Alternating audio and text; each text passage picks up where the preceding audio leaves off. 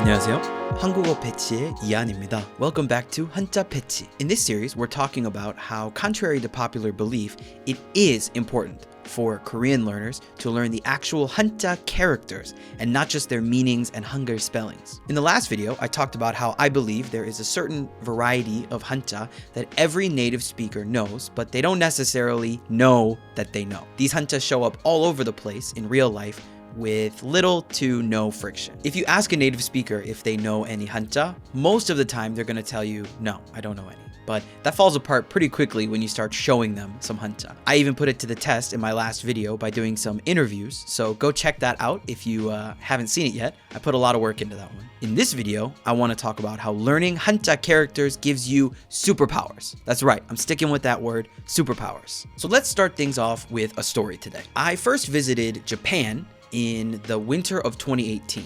I went on a trip to Osaka with Nanju. At that time, I knew absolutely zero Japanese. I couldn't read anything, I couldn't say anything, I couldn't understand anything, totally clueless. We had a lot of fun though, and ate a lot, of course. So I got back to Korea, and then I entered this period of time where my ability to understand and use the language exploded. Actually, that story I told you about me meeting up with Tabin and Sura and Nanju, where I just suddenly was able to understand Korean, that happened during this time period. One of the things I started learning about, kind of out of nowhere, was Hanja. I enjoyed learning about them, I enjoyed looking at them, and I mostly enjoyed the giant vocabulary boost that they gave me every time I learned a new one. So like I said, we had gone to Osaka in the winter, and when summer came around, we went on a short vacation blitz to a couple of different places, including Fukuoka, Japan, and Taipei, Taiwan. And when we went on those trips, something weird happened.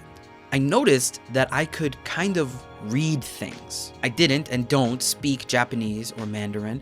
I wasn't able to read them out loud and say what they meant in either of those languages, but I was able to read certain messages and understand what information they were trying to convey. A bunch of words in Mandarin and Japanese use the same characters as their Korean counterpart. And this is the superpower I was talking about. Learning one language kind of unlocked two more for me in a way. I could read things like 입구 and 출구, and I was able to, see which bathroom was the men's and the women's. Stuff like that that doesn't always have English written underneath it when you're out and about on the street. It was really weird. I could just read stuff. Of course, I was fascinated by this, but since I was only able to read really easy stuff, really basic, ubiquitous stuff that you see everywhere, I figured it was just a coincidence. So following that, Nanju spent about a year working all across Japan, places like Hokkaido and Okinawa, and so I went to visit her a few times while she was doing that. Between those visits, I spent a lot of time learning the actual Hanja characters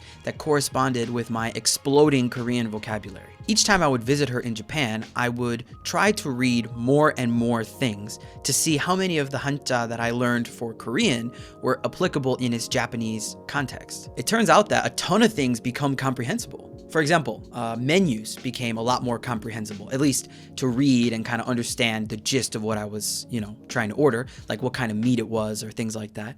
So I could point at it and, hit the waiter with that onegaishimasu. But also finding things became a lot less daunting of a task when I was using map applications and things like that. I knew what the characters for 은행 were, so I was able to find a bank so that I could go in there and pull out some more cash, because apparently you need to use cash for everything in Japan, and then when you use cash for everything in Japan, you end up with a bunch of coins, so you got to go back to the bank to see if they'll change it back into bills, but they won't do that for you because it's a Japanese bank. Anyway, this was a really big deal for me. This was a huge motivation boost for me because I was able to kind of just frictionlessly move all around East Asia to all these other countries that I love and do stuff like a local. When Nanju and I travel, we don't really like to do all the touristy, hotel-y, resort-y kind of stuff very often. We really like to go kind of live in a neighborhood and just kind of enjoy life as a insert location person for a little while to kind of learn how they live. And the same thing that happened to me in Japan happened in Taiwan as well. I was kind of able to decipher messages and stuff on the wall, find where things were, read street signs, things like that, because I was familiar with a bunch of Hanja characters. So Nanju speaks Japanese at a really high level, but neither of us really speak any Chinese language yet. That being said, we didn't really have any huge issues getting around in Taiwan or finding things or asking for directions or whatever, because we were able to kind of write down what we wanted using these Chinese characters. I'm not saying that learning about these hanja gives you the ability to just like completely understand Japanese and Chinese. Not at all.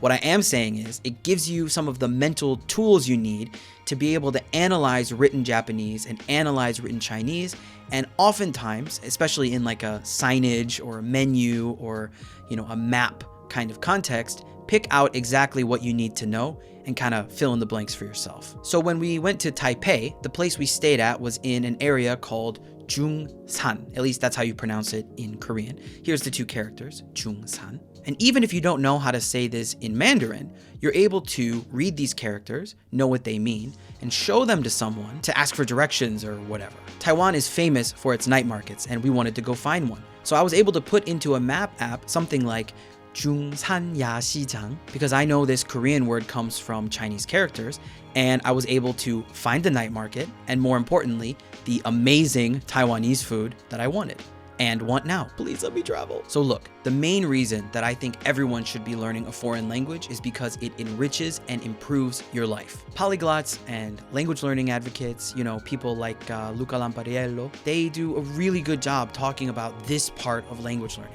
Sure, there can be career benefits and there can be like academic benefits to starting learning a foreign language when you're really young, but for me, the really important part about learning a foreign language is the happiness aspect.